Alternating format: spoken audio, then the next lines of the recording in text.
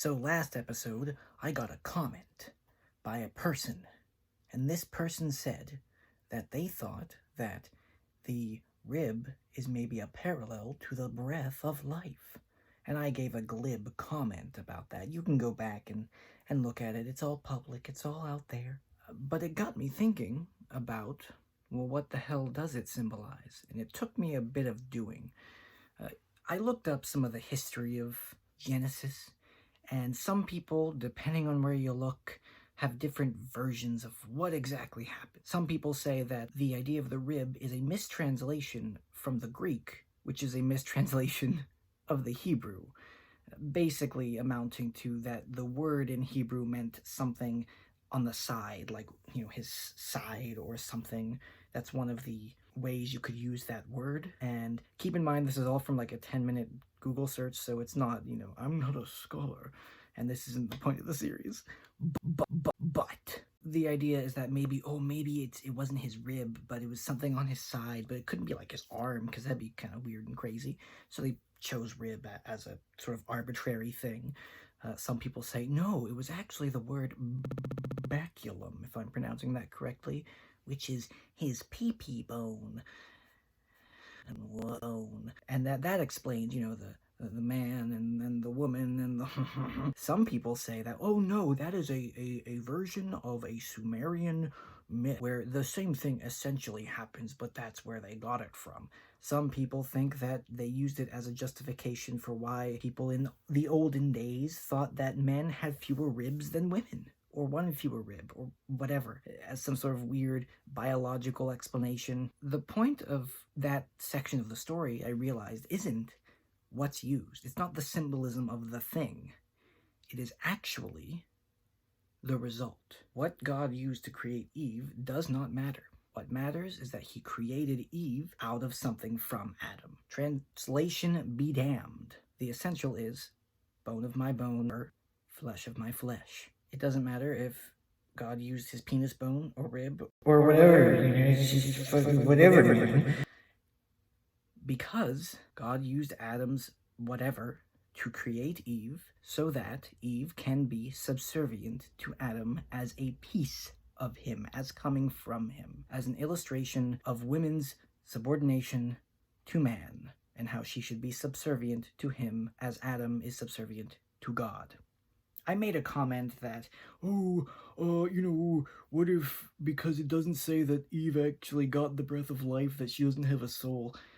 Totally glib, totally silly, but it is kind of weird.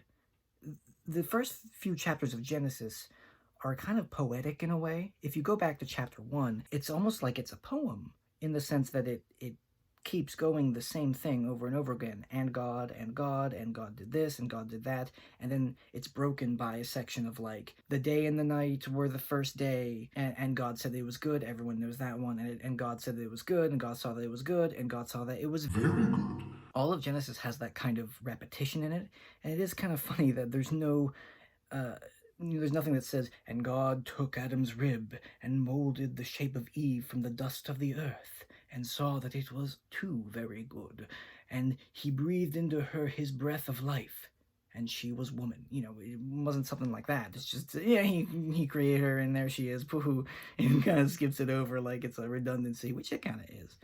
But it's funny that it's not repeated. And it got me thinking that when analyzing symbols in literature and symbolism, it's not obvious. And I don't mean to put down Mr. Iscap, and I don't mean to put down myself in misunderstanding something or anyone else, because it's a tricky thing. When you analyze literature, some symbols are pretty obvious because they're meant to be symbols. Joseph's coat of many colors symbolizes something. My hat symbolizes something. But when you have a mythological story that has some bizarre happening, it's not obvious what that thing might represent, if anything. And in this case, I think there's a good argument to be made that the symbol is not the thing, and it really doesn't symbolize anything. It's a gateway, or it's a key to get to the result. The result is the meaning, not what's used. The symbol doesn't matter. It's what it means to get to the point that it needs to get to Eve being created. I'd also considered the idea that the fruit is never named from the tree of knowledge of good and evil, and that in popular culture we use an apple as an example. How that came about, I don't really know, I don't really care. Notice that there's no contradiction when it comes to these symbols. It could be a pomegranate, it could be a fruit that looks vaguely alien or mystical, it could be shining. It doesn't matter what it is. If it's used in the context of an Adam and Eve story, you know what it means by what it is. So if an apple is used in the same way, it means the same thing. An apple can mean many things depending on how it's used, of course. In Snow White, it's not a direct parallel that the evil queen uses an apple to the snake. There might be some connotation there or some meaning in the original story, which I haven't read, or in the Disney version that she uses an apple. But the point in that story is that something beautiful is actually poisonous, and that's what the evil queen uses the apple for, rather than Snow White's beauty being pure inside and out, and there's no wickedness inside it, and she has to eat the apple to get the wickedness inside her to put her into a deep sleep, which is a kind of inversion of the evil queen looking beautiful, being evil on the inside, and then having that rot show outward through her actions finally, until she dies. So that's kind of a fun thing, that you don't need to have a symbol or a thing mean anything, because it doesn't always have to. The curtains can be blue, in fact, to facilitate a mood or to showcase something that isn't necessarily symbolic, but to put you in a place. The color shirt I wear might not have a symbolic meaning, but it might interact with my surroundings in a way, say if I were a character in a short story, that would give off an impression or a vibe or give off a kind of a mood of some sort. If I'm wearing a trench coat at night in a dark alleyway and that you can only see my silhouette, the descriptions of the light and the shadows might not actually mean anything symbolically, as a symbol of darkness or evil or an angel Gabriel or something. The point is that those details are used to facilitate the mood. They're there to give you the end result and to heighten what the artist intends. You see all sorts of imagery regarding apples and snakes. It doesn't matter if the serpent is a snake or a six-legged lizard. If it means the same thing, it stands for the same thing, or it can mean something else. A snake doesn't have to mean the serpent from the Garden of Eden when you see it in media. This might seem obvious to some of you, but it's not. And I think the distinction is important, especially if we move forward and there are other symbols, like the burning bush. I'm sure there will be no description of why that happens necessarily, but it is a symbol that all it is just it's a way of God communicating to Moses through certain means to showcase his power, that a bush can burn but speak and still be standing, right? It's his power over reality. That's what it is. But moving on, we now get to Cain and Abel. Now, if you are like some of the dummies on the internet, particularly atheists, you will look at this next chapter and you will say, how did Eve create everybody? Was there mass incest? How does that work? I'm so smart. Greatly carried. Checkmate, creationist. When looking at mythological stories like these are questions that should not enter your brain, because if they do, you're looking at the wrong thing. Now, I think it's interesting that Cain, has to till the fields. He's a farmer, whereas Abel is a shepherd, and that's an interesting thing. The shepherd, the one who herds the sheep and carries the livestock, is seemingly for some reason worth more to God than Abel, who grows crops. Abel, who is part of the human race, who tills the fields with no real benefit to them, who will struggle and struggle and struggle to get something out of the ground. What you see here is a malevolent universe, a fallen world, as they say. It's the kind of world that is hostile to humanity. And there's a sense in which, not that that's correct, but there is a sense in which the world is hostile to humans. It's a dangerous place. It is not easy to farm. It is not easy to go and get your own food. And it's easy to lose sight of that kind of perspective in our current day and age. Back then, they didn't have the amenities that we do. So I think it's interesting that God does not accept Cain's sacrifice, his offering of his food. Now, I could say that that is a hint at the altruistic aspect of the story, that the one who sacrifices is the one who gets God's favor, and the one who brings the fruit of their labors is not. And then Cain and Abel have some sort of argument, and then Cain kills Abel. Not a single thing is described. There's no discussion that, this is why Cain was exactly angry, which makes paintings and literature that involve this story funny to me, because they have to fill in that gap. And it's a fun gap to fill. Why would someone be jealous of this?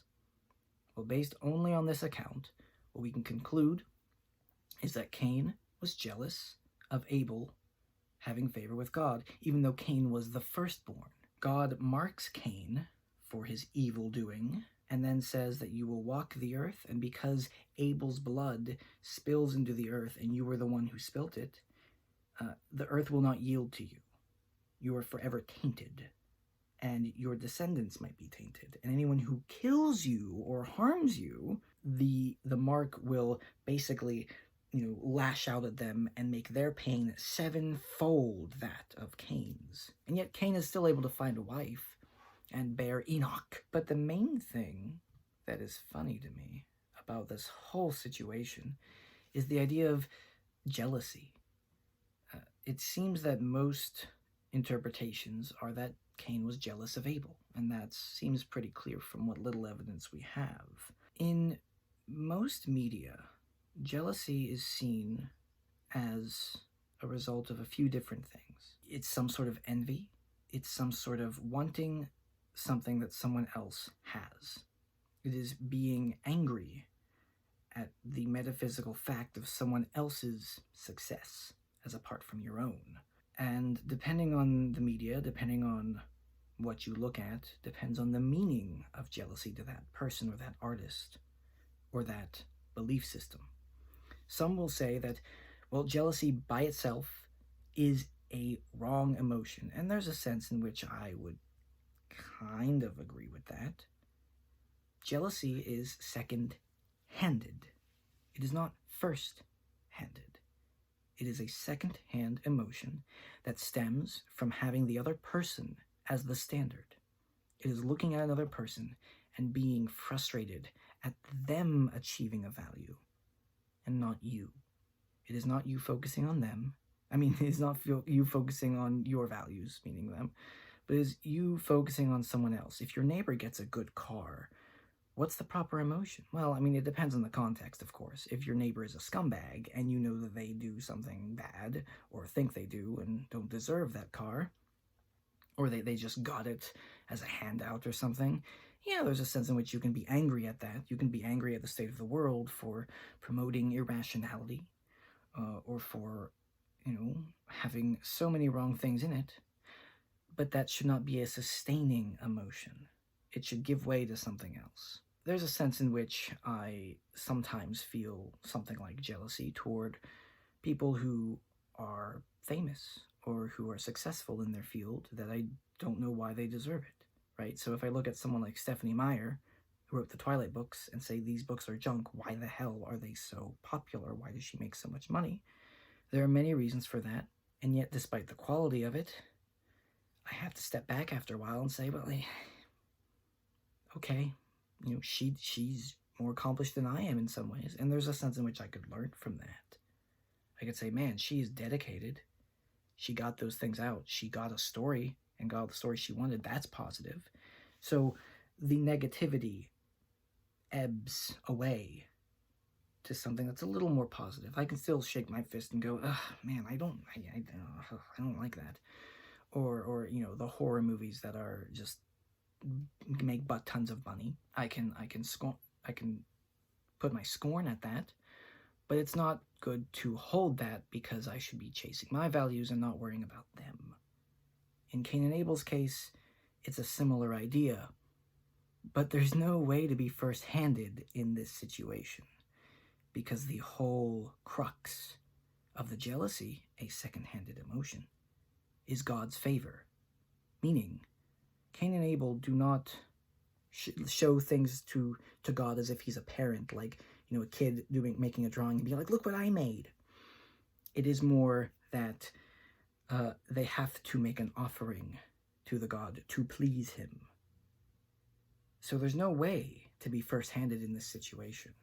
There's no way to rise up from your own effort and produce something good and be happy for it, and be happy for others doing the same, because God is the ultimate arbiter, and thus everything goes back to him, and is thus second-handed because he is the authority. There is no egoism here. It's a funny thing that paintings and literature that go into Cain and Abel, like I said, have to fill in the blanks, and how they add things to change some of the ideas. And if you like paintings from biblical stories, there are some that I've used in the intro, for example, that I actually really like and would like to see in person. My personal favorite biblical story thing probably has to be the Pieta, Mary holding Jesus. I would love to see that in person and stand and sit at it for hours on end, because it is absolutely one of my favorite things ever. It's beautiful. But the reason for that is because it doesn't hold the same meaning as the biblical story. It has something else. It has that artist's touch. It has that artist's interpretation and their vision of the world. Even if there is a great painting by an artist I can't think of, probably a Renaissance painter, who painted Cain killing Abel, there might be something beautiful about it because their version of events tells a slightly different or more detailed story that the Bible doesn't. In other words, they have to take the basics of the story and add their own flavor and add their own vision of it. And then it becomes theirs. It's not just the story of the second-handed Cain killing the second-handed Abel for a second-handed wanting God. Jealousy, properly understood, is not a thing that is evil because you're selfish. People will think, oh, here's a story of an evil person. They were jealous of so-and-so because they wanted something. Therefore, they were selfish. No. It can't be selfish to want something that you don't have because another person has it. I'm not too sure on all the specifics of this. I haven't thought about it too much, and I haven't read all of the literature. I'd have to go back to Ayn Rand's ideas on the age of envy to really get at everything. But I think I'm on the right track in saying that if you hold other people as the standard, you will naturally become jealous of others and want what they have, and therefore not get self-esteem. When you get it, the taste won't be sweet because it won't be yours. And if the story is correct in any way, it will show that reality is reality and stealing from others is wrong, and that getting things from a source that isn't your own effort will destroy you. There's a sense in which I think stories involving these negative types of emotions aren't too wrong. They're not completely on the wrong path. You can have an artistic story and not have the whole philosophic meaning of second-handedness. It's silly to expect that. It's silly to expect every artwork, especially if it's literature or not literature, to have a philosophic speech or to have a specific, explicit philosophic meaning. It's not the point of art, people. You can't have every book be the fountainhead. You can just have a fun story, like His Girl Friday. You can have a fun story that has a theme, I'm sure, and I'd have to rewatch the movie to see what it is, but you can have it and have a philosophic meaning implicit in it without having to have philosophy in the book or movie itself. Paintings are just a scene, right? A sculpture is a thing. It doesn't have literature involved with it. It doesn't deal directly with the concepts as writing does, as the Bible does. So you shouldn't expect that, but you can get a meaning from it. And the meaning of jealousy in art and in many people's minds, is sometimes correct, but usually wrong, because there's an altruistic element to it. Oh, you shouldn't be jealous because it's selfish, and then you should then hold other people as the standard and sacrifice for them. You shouldn't be jealous of Abel. You should just sacrifice yourself to God. And that's the meaning. And, Cain and Abel are dum-dums, and God's a hack, and he doesn't explain anything, and, I'm just gonna dabble in all you haters. Like so.